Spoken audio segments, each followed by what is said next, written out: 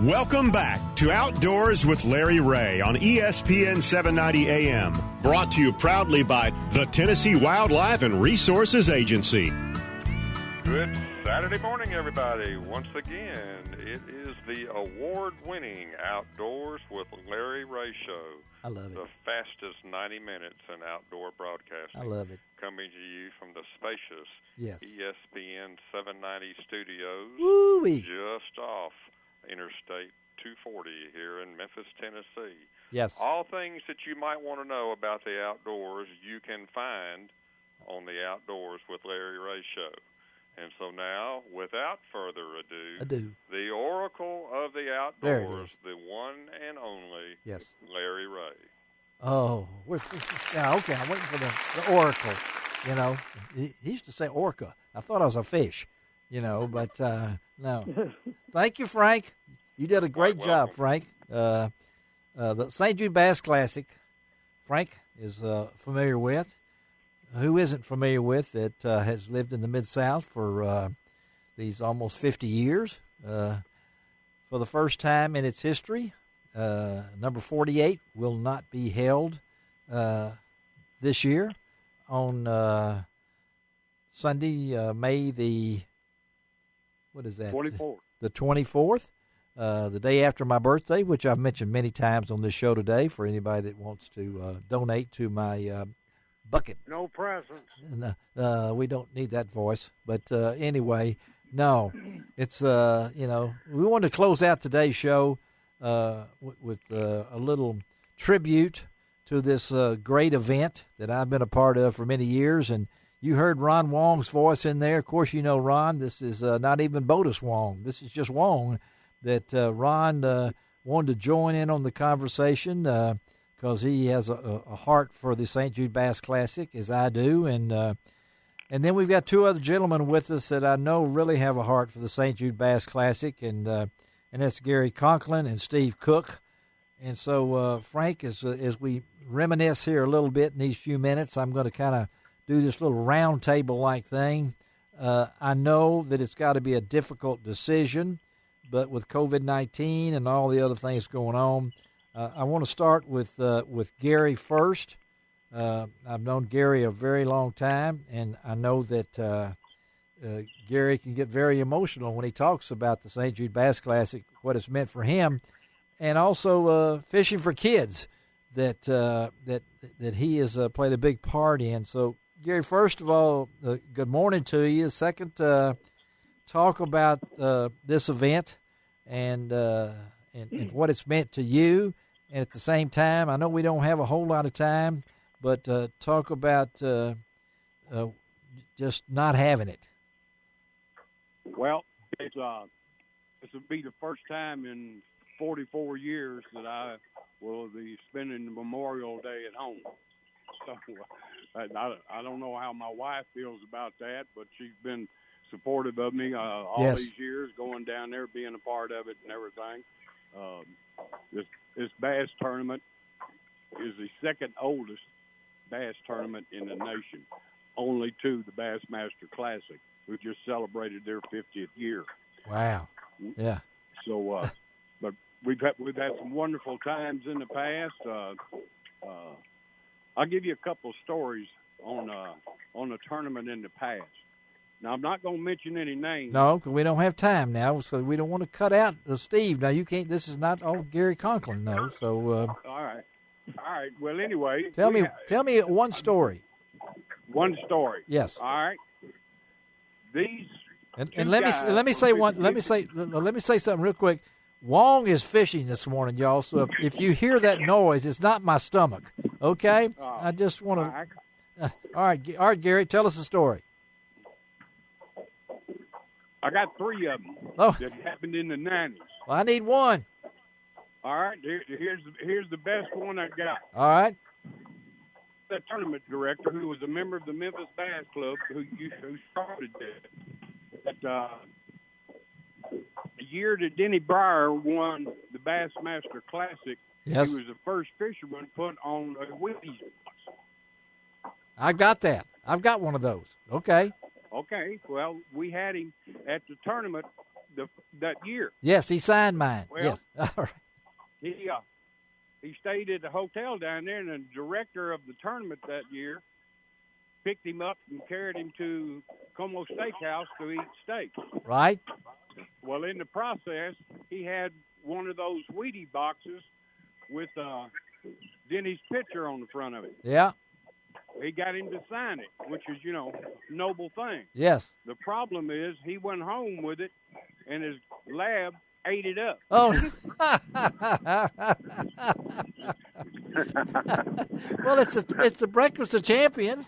I mean, what the? Yeah. What? I got a better story than that. Well, we got two fishermen. All right. That are in the Memphis Bass Club. Yes. Back in 1991. Okay. When the water was going over the emergency spillway. Yes. 4 feet for 6 months. Yes. The Corps of Engineers had it roped off where you can't go behind this rope to fish. Yes. Well, these two brain surgeons went behind it anyway. Brain surgeons. The Corps of Engineers got setting up on the hill or something with their binoculars, got their boat number. They come over there, and they wanted to take them to jail. The only way we kept them out of jail was we disqualified them from the tournament. One of them was a Shelby County Sheriff's deputy. That's enough. Okay, we don't want to go any further. You've gone in, and I know that we could go with forever with Gary, particularly close thumb. Steve, how about you? What is your thoughts on the tournament? Well, this being my first year as president of St. Jude Bass Classic, I made one of the hardest decisions in my life. Yes. Of course, with the COVID-19, we didn't want to put anybody at risk. The fishermen, the help, volunteers, the board, all our sponsors. So I made the decision, and the board agreed that we would cancel it for this year. And make it bigger next year. Yes, that's our intention. Well, it was a hard decision, particularly when it's your first year and things along that line. But I think you up to it, Steve. You had to do it, right? Yeah, there really wasn't a choice. We were losing sponsors because of the virus, and that tournament really relies on the sponsors. Well, I think Larry, let me give you wasn't some much good of a news. choice. Yeah. What? For the kids program was canceled because the tournament canceled, but the people that participate in the fishing for the kids are still raising money. They're still raising money. Okay. Whatever they raise, that's going to get credit toward them next year's tournament. They've already raised somewhere around $30,000 that different ones will get credit for and everything. Wow. Is that right, Steve? That's. Yes, sir. Actually, I raised $8,000 for fishing for the kids this year. You did. And Okay. We're continuing on. We are going to proceed this year and try to get everything in order and ready to go by January 1. Okay. I'm putting on fruit jar tournaments to raise money for the tournament. Our first one will be May 23rd at a State Line boat ramp in Pickwick. Okay. And we'd sure like everybody to come. All right, I need to get that information from one of you guys. May 23rd at State Line at Pickwick, and at the Fruit Jar Tournament. All the money raised will go to the St. Jude Fishing for the Kids. Is that right, or the Classic? No, sir. This is going to go to raising money for the tournament itself, St. Jude Classic. Okay. Now, Ron, I know that you won it twice when it was just one to a boat. This thing has meant a lot to you too, right, Ron Wong? Oh, it absolutely has. The St. Jude Classic, was at one time the largest bass tournament east of the Mississippi River, and I have to tell you, the cause that it benefits St. Jude Hospital is second to none, and every day it costs more and more money to operate the hospital. So it's incumbent to all of us to try to continue to help the cause, help St. Jude. I know, I fished it for 34 years and was very blessed to have won it a couple of times. And now, what I want to do is continue to help promote it and help in any way. I know that Gary works 365 days a year for his Fishing for Kids, and Steve, he has fished it. He knows what it's all about. And I will tell you, I hope that all of our listeners out there, if you have a chance to fish one of these fruit jar tournaments, I know that Gary's had a couple of them already at Glen Springs Lake. Please go out and help out. Yeah, Gary. Now you've raised almost $5 million. What's the tournament raised, St. Jude? You know? 4.5. It's right at $5 million. The Fishing for the Kids program in 10 years, this is 20 teams a year, has raised $1,080,000. Man. And that's fascinating me beyond belief. Well, it's the same people that come back every year raising money. That's because they love it. And I know 1 week from Sunday, it would normally be held down at Sardis Lake. It's going to really feel funny. These are the kind of events that really hit you when you don't have it. But guys, thank y'all. Appreciate all of y'all. Thank you, Ron. Thank you, Steve. Thank you, Gary. We're going to let you guys go. Appreciate you, okay? Have a good one. All right, thank y'all. Larry. All right, thank y'all. Frank, you hang on, Frank.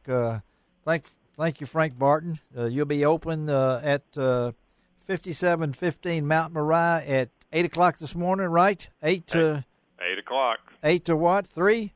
8 to 3 today. 8 to 3 today. Go by and see Frank. He'll make a deal with you. Need dough, see Frank or Mo. That's what I always said, like that. So, Frank, I appreciate you, buddy. You have a safe weekend. And as I always do, I want to tell you that next week's show, Ron Wong will be back. Bill Cooksey will be back. Going to talk conservation with Ryan Lambert and Travis Thompson. The one and only Ronnie Capps will be on next week. Talk crappie fishing. Matt Morgan of the American Crappie Trail will be with us also. And going to have a great time. Frank, again, thank you. As I always say, it doesn't cost an extra cent to be a good sport. And what else?